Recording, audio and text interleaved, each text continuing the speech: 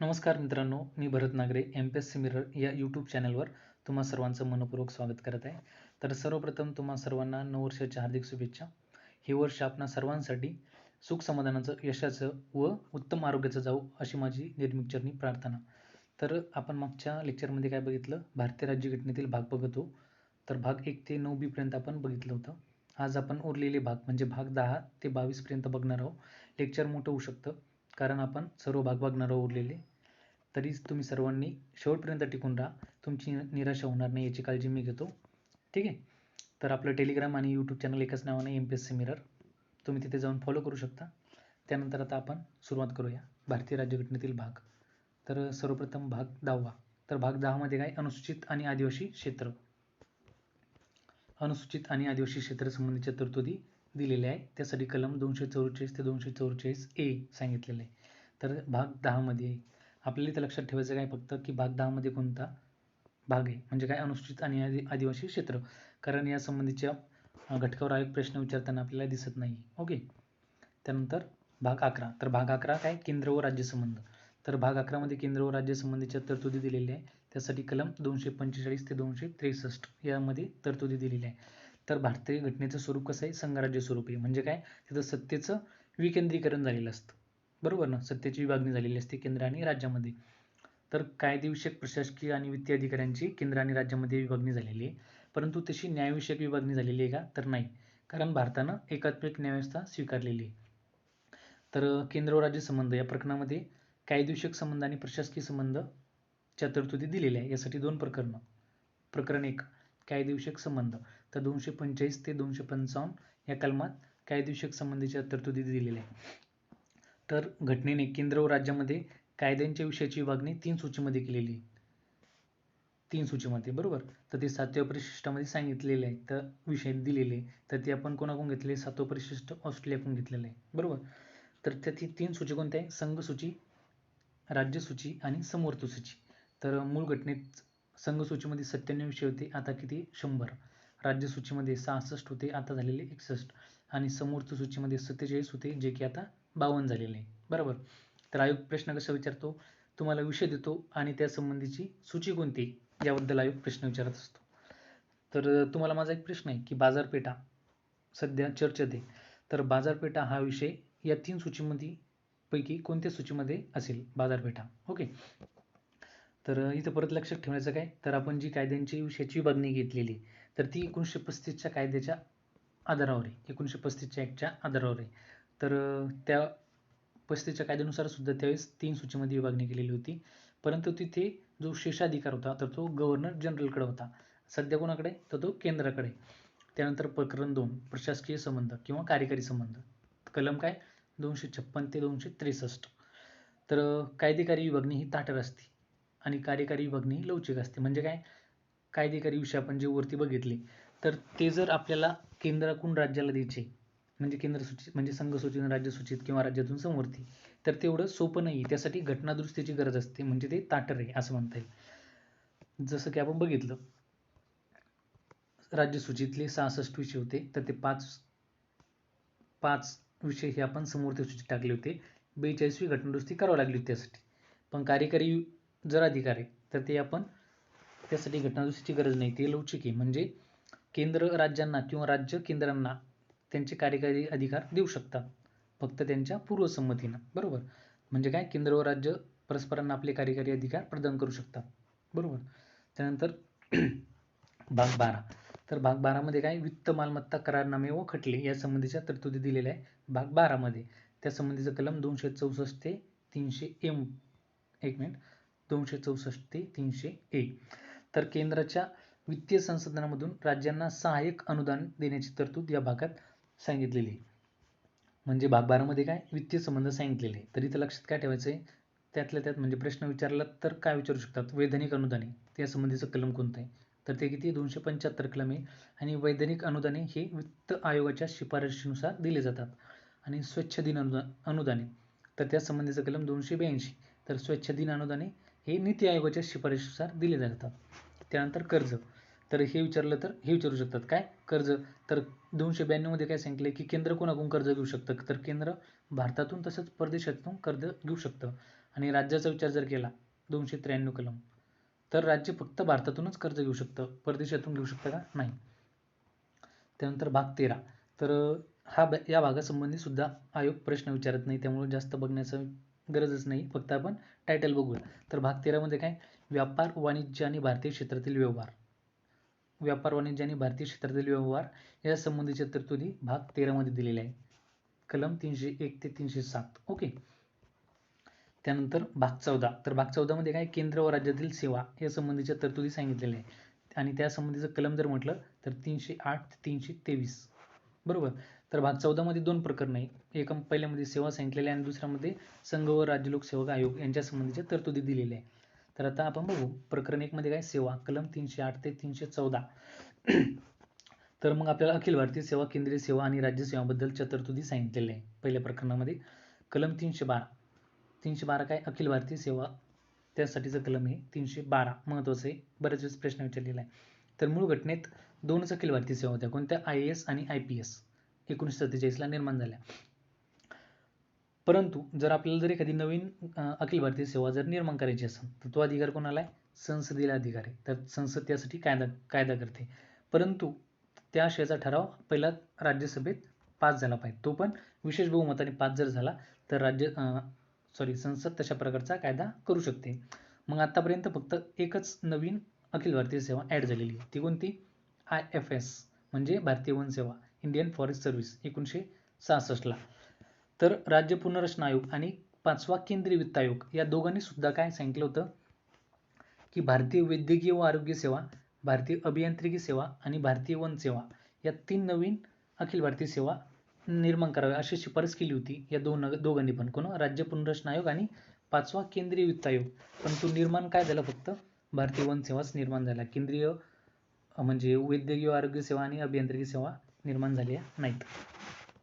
त्यानंतर प्रकरण 2 एक मिनिट, प्रकरण 2 मध्ये काय, संघ व राज्य लोकसेवा आयोग या संबंधीची तरतुदी आहे, त्या संबंधीचं कलम 315 ते 323, म्हणजे दोघांसाठी पण UPSC आणि SPSC म्हणजे स्टेट पब्लिक सर्व्हिस कमिशन, दोन्हींसाठी सुद्धा तरतुदी या भागात दिलेल्या आहे 315 ते 323 दरम्यान.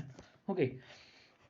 तर आयोग, याच्यावर आपल्याला प्रश्न कसे विचारू शकतो की आयोगाची रचना कशी आहे, म्हणजे अध्यक्ष, सदस्य किती आहे, त्यांची नेमणूक कोण करतो, तर त्यांचा पदावधी काय, म्हणजे सदस्याची संख्या ठरवतं कोण, त्यानंतर काय म्हणता येईल, आयोगाचे कार्य काय या संबंधीचे प्रश्न विचारतो, त्यांना पदावरून दूर करण्याची पद्धत काय, अशा प्रकारची. ओके. त्यानंतर संयुक्त राज्य लोकसेवा आयोग म्हणजे काय, जॉईंट पब्लिक सर्व्हिस कमिशन. तर 2 किंवा अधिक राज्यांनी जर तसं ठराव पास केला तर संसद कायद्याद्वारे JPSC म्हणजे काय, जॉईंट पब्लिक सर्व्हिस कमिशन निर्माण करू शकते. तरी ते लक्षात ठेवायचं परत काय, UPSC आणि SPSC म्हणजे काय, संघ राज्य लोकसेवा आणि राज्य लोकसेवा आयोग, तर हे घटनात्मक आयोग आहे, कारण त्याची घटनेत तरतूद आहे स्पेशल कलमामध्ये. आणि JPSC joint public service commission, तर हा घटनात्मक नाही तर वैधानिक आहे, कारण याची निर्मिती ही संसदीय कायद्याने होती, हे लक्षात ठेवायचं. ओके. त्यानंतर भाग 14A, तर भाग 14A मध्ये काय, न्यायाधिकरणे. एक मिनिट, भाग 14A न्यायाधिकरणे, ट्रिब्युनल म्हणतो आपण त्याला, ट्रिब्युनल. तर त्या संबंधीचा कलम 1 मिनिट, भाग 14A बघितला आपण, 323A ते 323B मध्ये तरतुदी सांगितलेल्या आहे. 323A ते 323B ट्रिब्युनल म्हणजे न्यायाधिकरणासंबंधीच्या तरतुदी. तर या भागात 2 प्रशासकीय न्यायाधिकरणे आणि अन्य बाबींसाठीची न्यायाधिकरणे या संबंधीच्या तरतुदी दिलेल्या आहे. मूळ घटनेत 14वा A भाग ऍड होता का, तर नाही, त्यासाठी 42वी घटना दुरुस्ती झाली आणि हा भाग ऍड केलेला आहे, भाग 14A. सर्वप्रथम प्रशासकीय न्यायाधिकरणे, त्या संबंधीचा कलम 323A. तर लोकसेवा व पदे यावर नियुक्त केलेल्या व्यक्तींच्या भरती व सेवा सरती याबाबतचे तंटे सोडवण्यासाठी जे लवाद नेमणूक करतात तर त्याला काय म्हणतात, प्रशासकीय न्यायाधिकरणे. बरोबर. तर प्रशासकीय न्यायाधिकरणे म्हणजे सेंट्रल ॲडमिनिस्ट्रेटिव्ह ट्रिब्युनल, तर स्थापन करण्याचा अधिकार कोणाला आहे, संसदेला आहे. राज्य तयार करू शकते का, राज्य निर्माण करू शकत नाही, राज्य स्थापन करू शकत नाही प्रशासकीय न्यायाधिकरण. तर 323A च्या आधारावर संसदेने त्या प्रकारचा कायदा केला आणि कॅटची निर्मिती केली, 1985 ला कॅट स्थापन झालं, म्हणजे काय, सेंट्रल ॲडमिनिस्ट्रेटिव्ह ट्रिब्युनल, केंद्रीय प्रशासकीय न्यायाधिकरण. आणि राज्यांच्या मागणीनुसार SAT म्हणजे स्टेट ॲडमिनिस्ट्रेटिव्ह ट्रिब्युनल स्थापन करण्याचा अधिकार कोणाला आहे, संसदेला अधिकार आहे. तर मग महाराष्ट्रासाठी जे ॲडमिनिस्ट्रेटिव्ह ट्रिब्युनल आहे तर त्याची निर्मिती 1991ला स्थापना झालेली महाराष्ट्र ॲडमिनिस्ट्रेटिव्ह ट्रिब्युनल मॅट. त्याचं हेडक्वार्टर कुठे? मुंबईला आहे. तर घटना ज्यावेळेस लागू झाली तर त्यावेळेस कसं होतं, म्हणजे या भागाच्या नंतर जेव्हा भाग टाकला तर त्यावेळेस कसं होतं, जर कॅटनं जर एखादा आदेश दिला किंवा निकाल दिला तर त्या निकालावर अपील हे फक्त सुप्रीम कोर्टमध्ये जात होतं. पण एल चंद्रकुमार खटला, महत्त्वाचा खटला एल चंद्रकुमार खटला 1997चा, तर त्यांनी काय सांगितलं, न्यायिक पुनर्विलोकाचा अधिकार हा घटनेचा मूलभूत संरचनेचा भाग आहे. तर पहिल्यांदा हायकोर्टमध्ये अपील जात होतं का? नाही. तर यांनी सांगितलं की न्यायिक पुनर्विलोकाचा अधिकार हा घटनेचा मूलभूत संरचनेचा भाग आहे, त्यामुळे तो हायकोर्टकडून आपण काढून घेऊ शकत नाही. तर आता कॅटच्या अपिलाविरुद्ध आपण पहिलं हायकोर्टमध्ये जाणार आणि नंतरच सुप्रीम कोर्टमध्ये जाणार, बरोबर. त्यानंतर अन्य बाबींसाठी न्यायाधिकरणी, तर त्याची तरतूद 323B कलमामध्ये सांगितलेली आहे. तर अन्य बाबींसाठी न्यायाधिकरण स्थापन करायचा असेल तर तो अधिकार संसदेला तसंच राज्य विधिमंडळाला दोघांना आहे. आणि प्रशासकीय म्हणजे कॅट म्हटलं तर फक्त संसदेला. तर यामध्ये कोणते तंटे येतात? औद्योगिक व कामगार विषयक तंटे, भूसुधारणा संबंधित आणि इलेक्शन संबंधित तंटे हे 323B अंडरमध्ये जातात. तर यासाठी आपण अपील थेट सुप्रीम कोर्ट किंवा हायकोर्टमध्ये दोन्हीचं करू शकतो. भाग 15 मध्ये काय? निवडणुका. तर त्यासाठी कलम काय? 324 ते 329 आहे भाग 15 निवडणुका, बरोबर. तर या भागात काय बघायचं आपल्याला? निवडणूक आयोग आणि त्याचे कार्य व अधिकार. तर निवडणूक आयोगासंबंधीचा कलम 324. जर तो केंद्रीय निवडणूक आयोग तर तो कोणत्या निवडणुका पार पाडतो? तर 52 म्हणजे काय? राष्ट्रपती. 63 म्हणजे काय? उपराष्ट्रपती. राष्ट्रपती, उपराष्ट्रपती, लोकसभा, राज्यसभा, विधानसभा, विधान परिषद. तर यांच्या निवडणुका घेण्याचं काम कोणाचं आहे? केंद्रीय निवडणूक आयोगाचं. ECI म्हणजे काय? Election commission of India. त्याची स्थापना कधी झालेली? 25 जानेवारी 1950. 25 जानेवारी 1950ला निवडणूक आयोगाची स्थापना झाली. त्यामुळे आपण 25 जानेवारी हा दिवस मतदार दिन म्हणून साजरा करतो. कोणता? मतदार दिन. मतदार दिन म्हणून साजरा करतो. तर कधी? 25 जानेवारीला. तर स्थापना झाली 2011ला आणि सुरुवात पहिला मतदार दिन 2012 पासून. ओके. त्यानंतर घटनादुरुस्ती महत्त्वाची. तर 61वी घटनादुरुस्ती 1988ची. तिनं मतदाराचं वय 21 वरून किती केलं? 18 केलं. प्रश्न कसे विचारतात मग? निवडणूक आयुक्त येतं, त्यांच्या सेवासरती कशा आहे, पदावधी कसा आहे, त्यांना अधिकार कोणते, त्यांना पदावरून जर दूर करायचं असेल तर त्या संबंधीच्या पद्धत कोणती आहे, बरोबर. केंद्रीय निवडणूक आयोगाचं पहिले निवडणूक आयुक्त कोण होते? सुकुमार सेन होते. आणि सध्याचे म्हटलं तर सुनील अरोरा, जे की 23वे. आणि कलम 326 प्रौढ मताधिकार म्हणजे काय? जे 18 किंवा त्याच्यापेक्षा वयानं मोठे तर त्यांना मतदान करण्याचा अधिकार आहे. तर तो कोणता आहे? प्रौढ मताधिकार. म्हणजे मतदान करण्याचा अधिकार हा कोणता? घटनात्मक अधिकार आहे, कायदेशीर नाही, कारण त्याची घटनेत तरतूद आहे 326 कलमामध्ये. MPSC UPSC दोन्हीला सुद्धा प्रश्न विचारला होता, बरोबर. तर राज्य निवडणूक आयोग. तर राज्य निवडणूक आयोग या भागामध्ये नाही आहे, पण आपण निवडणूक बघते म्हणून सांगतो तुम्हाला. तर राज्य निवडणूक आयोग हा भाग 9 आणि 9A मध्ये पंचायत राज आणि नगरपालिकामध्ये 243 के आणि झेडे या कलमाखाली. तर राज्य निवडणूक आयोग कोणत्या निवडणुका पार पाडतो? स्थानिक स्वराज्य संस्थेच्या निवडणुका घेण्याचं काम हे कोणाचं असतं? राज्य निवडणुकाचं असतं. त्यानंतर हे पण प्रश्न विचारलेला आहे की महाराष्ट्र राज्य निवडणूक आयोगाची स्थापना कधी झालेली? तर ती तारीख विचारलेली. तारीख काय मग? 26 एप्रिल 1994 ही तारीख महत्त्वाची. 26 एप्रिल 1994ला महाराष्ट्र राज्य निवडणूक आयोगाची निर्मिती झाली. त्यानंतर पहिले कोण आयुक्त होते महाराष्ट्राचे? तर देना चौधरी हे पहिल्या राज्य निवडणूक आयोगाचे आयुक्त होते. आणि सध्याचे म्हटलं तर UPS मदान जे की कितवे? 6वे. त्यानंतर महत्त्वाचं एक तर काय? महाराष्ट्राच्या राज्य निवडणूक आयोगाच्या आतापर्यंत पहिल्या आणि एकमेव आयुक्त राहिलेले तर त्या कोण? तर त्या नीला सत्यनारायण ह्या एकमेव राहिलेल्या आहे महिला. तर त्यांचा कालावधी 2009 ते 2014च्या दरम्यान त्या निवडणूक आयुक्त राहिल्या होत्या. तर त्या महाराष्ट्राच्या एकमेव महिला आहे. आणि त्या कितव्या आहे? तर त्या महाराष्ट्राच्या 4थ्या म्हणून राहिलेल्या आहे. महाराष्ट्राच्या 4थ्या निवडणूक आयुक्त. महत्त्वाचं का ठरतं? कारण त्यांचा कोरोनामुळं निधन झालेलं आहे. त्या लेखिका सुद्धा होत्या, बरोबर. त्यांनी बरेच पुस्तकं लिहिलेले. तर एक व्यक्तिविशेष म्हणून यावर प्रश्न विचारू शकतात. तर आपण नीला सत्यनारायण संबंधित बघून घेतलं पाहिजे, ओके. त्यानंतर भाग 16. तर भाग 16 मध्ये काय? काही वर्गाबाबत विशेष तरतुदी सांगितलेल्या आहे. तर इथं काय म्हणता येईल? 330 ते 342 या कलमाबाबत काही तरतुदी दिलेल्या म्हणजे आरक्षणासंबंधित मुद्दे मांडलेले. तर मूळ घटना बघितली आपण. तर मूळ घटनेत लोकसभा आणि विधानसभेमध्ये SC ST आणि अँग्लो इंडियन यांना 10 वर्षासाठी आरक्षण दिलं होतं. मूळ घटनेत 10 वर्षासाठीच आरक्षण सांगितलेलं होतं, परंतु नंतर प्रत्येक वेळेस हे 10 वर्षांना वाढवण्यात आलेलं आहे. तर आतापर्यंत 7 वेळा वाढवलेलं आहे. म्हणजे यासाठी घटनादुरुस्ती करावी लागते. आरक्षण वाढवायचं म्हणजे घटनादुरुस्ती केली तर ती आतापर्यंत 7 वेळा केलेली. तर त्या आयोग विचारू शकतं की कोणकोणत्या घटनादुरुस्तीनं आरक्षण वाढवलं. तर कोणती 8, 23, 45, 62, 79, 95 आणि 104. ओके. जर लेटेस्ट म्हटलं तर 104 आत्ताची, बरोबर, 104वी घटनादुरुस्ती. तर या घटनादुरुस्तीनं लोकसभा आणि विधानसभेमध्ये SC ST यांनाच आरक्षण कंटिन्यू केले, म्हणजे 2030 पर्यंत. जे अँग्लो इंडियन होते तर त्यांचं आरक्षण रद्द केलेलं आहे, बरोबर. त्यानंतर इथं कलम पाहणं महत्त्वाचं ठरते. याच्यावर आयोग जोड्या विचारतो की 330 कलम. तर त्यात काय लोकसभेमध्ये SC ST यांना आरक्षणाची तरतूद दिलेली. 331 मध्ये काय लोकसभेत अँग्लो इंडियनसाठी आरक्षणाची तरतूद. 332 मध्ये विधानसभेत SC ST यांना आरक्षणाची तरतूद आणि 333 मध्ये विधानसभेत अँग्लो इंडियन यासाठी आरक्षणाची तरतूद दिली होती, बरोबर.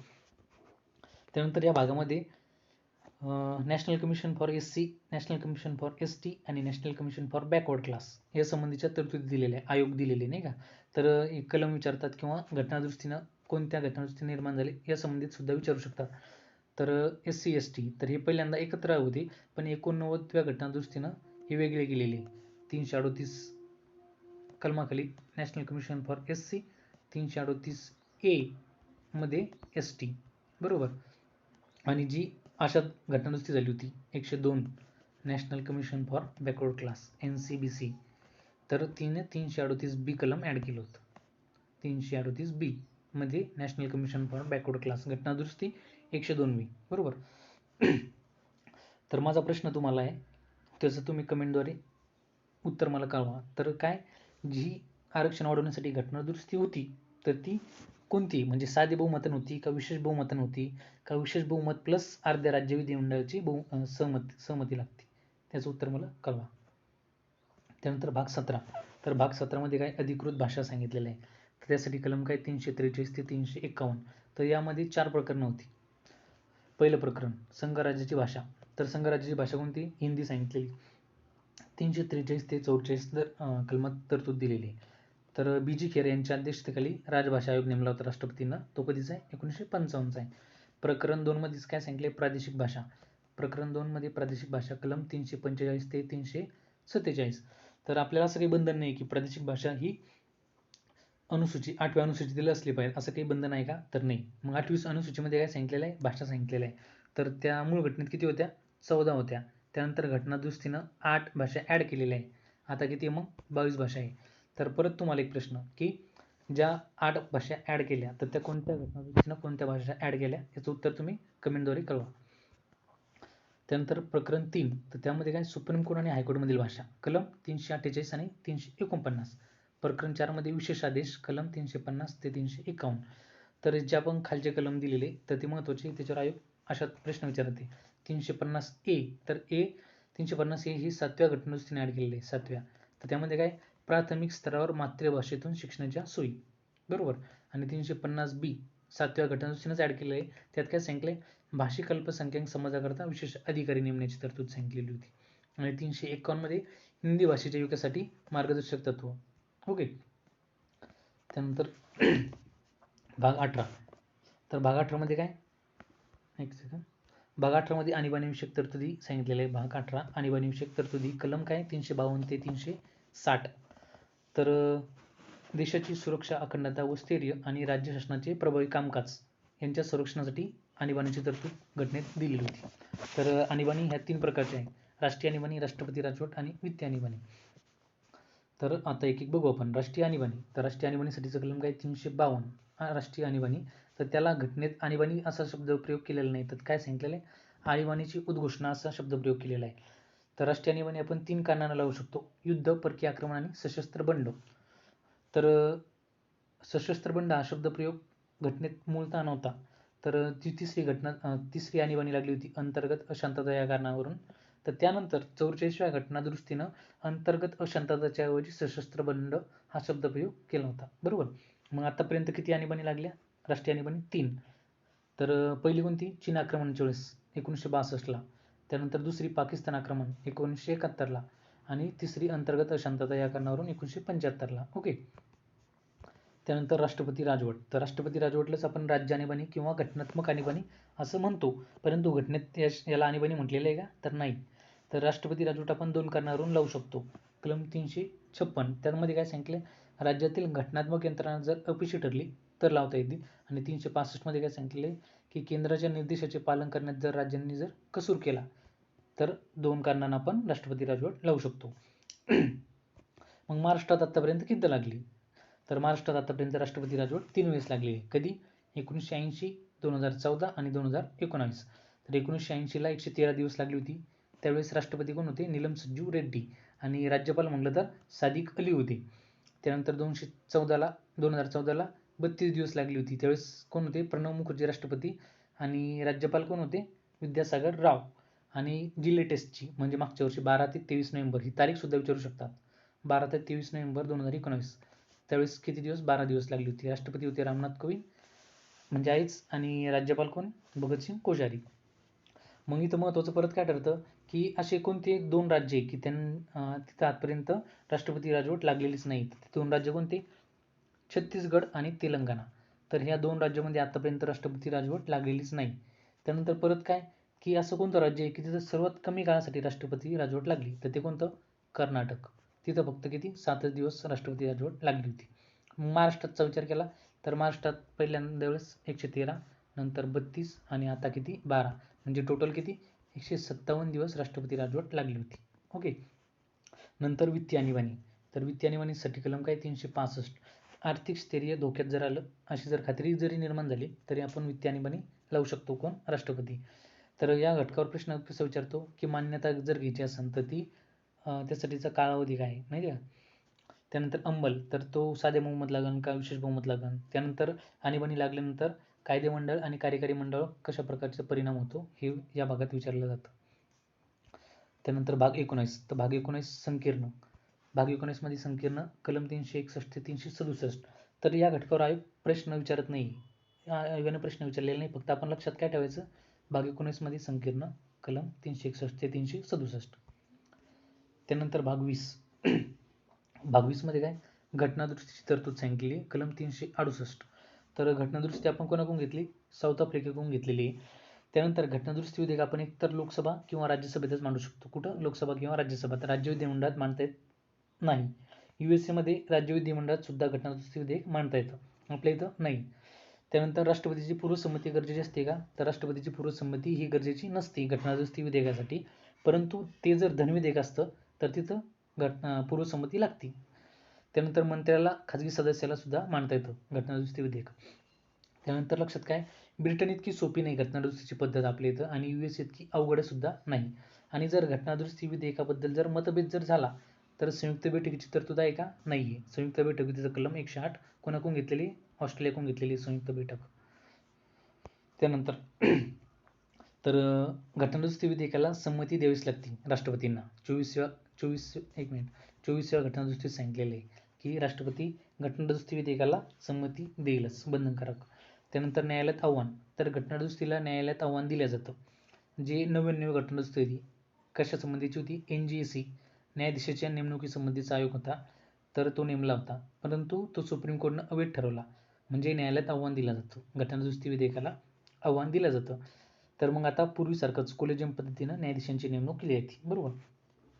मग घटनादुरुस्ती किती प्रकारे करता येते? 3 प्रकारे. संसदेच्या साध्या बहुमताने, तर ते 368 कलमाच्या बाहेर असतं.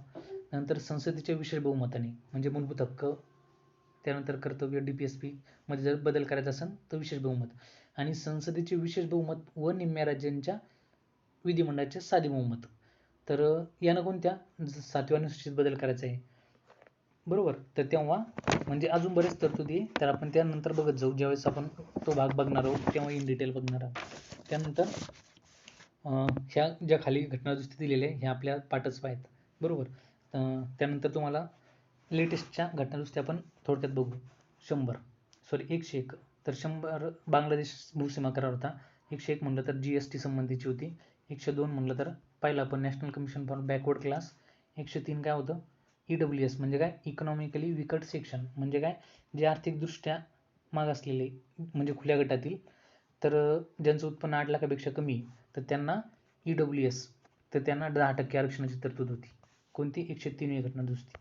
आणि 104 मध्ये काय सांगितलेले, SC ST यांना आरक्षण लोकसभा आणि विधानसभेमध्ये 2030 पर्यंत. ओके. नंतर भाग 21, तर भाग 21 काय, तात्पुरत्या संक्रमणीय व विशेष तरतुदी सांगितलेल्या आहे. तर या संबंधीचं कलम कोणते, तर ते 369 ते 372 कलमामध्ये तरतूद दिलेली आहे. तर 370 जे काय जम्मू काश्मीरसाठी विशेष तरतूद दिलेली होती 370 मध्ये, त्यामध्ये 370 रद्द झालेले आहे, त्यामुळे महत्त्वाचं ठरतं कोणत्या, भाग 21 मध्ये सांगितलेलं आहे. आणि परत काय, भाग 21 मध्ये 12 राज्यांसाठी विशेष तरतुदी दिलेल्या आहे, हे पण लक्षात ठेवा. त्यानंतर आपल्याला कलम विचारतात आणि त्यास म्हणजे राज्य आणि त्या संबंधीचे कलम, म्हणजे कोणत्या राज्याला या कलमाखाली तरतूद विशेष तरतूद दिलेली आहे, असं पण प्रश्न विचारतो, जोड्या विचारतात. त्यामुळं 371 ABCD म्हणजे GHIJK पर्यंत आहे, नाही जे पर्यंत आहे, जे 8व्या घटनादुरुस्तीनं 371 जे ॲड केलं होतं. कोणासाठी, कर्नाटकसाठी विशेष तरतुदी होत्या, तर ते म्हणजे कुठं जे पर्यंत आहे, तर ते आपल्याला पाठच पाहिजे, ABCD जे पर्यंत. ओके. त्यानंतर भाग 22, तर भाग 22 लघु शीर्षक आणि हिंदीमधील अधिकृत राज्यघटना या संबंधीच्या तरतुदी आहे. त्यासाठी कलम काय, 393 ते 395, 393 ते 395, बरोबर. तर या घटकावर सुद्धा आयोग सहसा प्रश्न विचारत नाही, परंतु विचारला फक्त 2 वेळेस. तर तो पण कोणता आहे, की ज्यावेळेस घटना अंमल सुरू झाला म्हणजे 26 जानेवारी 1950ला, तर त्यावेळेस म्हणजे अंमलीपासून ज्यावेळेस काय म्हणता येईल, 26 जानेवारी 1950 पासून अंमल झाला, त्यापासून तरतुदी लागू झाल्या होत्या. परंतु काही तरतुदी या घटना ज्यावेळेस आपण स्वीकारली, तर म्हणजे कधी 26 नोव्हेंबर 1949 त्यापासूनच तरतुदी लागू झाल्या होत्या. तर त्या कोणत्या आहे आणि त्या संबंधीचं कलम कोणतं आहे, तर 394 कलम यामध्ये सांगितलेलं आहे की नागरिकत्व, निवडणुका, तात्पुरती संसद, तात्पुरत्या तरतुदी आणि लघु शीर्षक या संबंधीच्या तरतुदी या घटना ज्या दिवशी स्वीकारली त्या क्षणापासूनच लागू होईल, असं कोणतं, भाग 394 कलम 394 आणि भाग 22 मध्ये सांगितलेलं आहे. ओके. इतर काही प्रश्न विचारत नाही या भागावर. तर एक मिनिट. तर अशा प्रकारे आपण भाग 10 ते भाग 22 पर्यंत बघत गेलेलो आहे इन डिटेल, म्हणजे आढावा घेतलेला आहे. तर तुम्हाला जर आपलं लेक्चर जर आवडलं असेल तर चॅनलला सबस्क्राईब करा आणि जास्तीत जास्त मित्रांपर्यंत शेअर करा. आणि परत एकदा तुम्हाला नवीन वर्षाच्या सर्वांना हार्दिक शुभेच्छा. थँक्यू. पुढच्या लेक्चरला भेटू. बाय.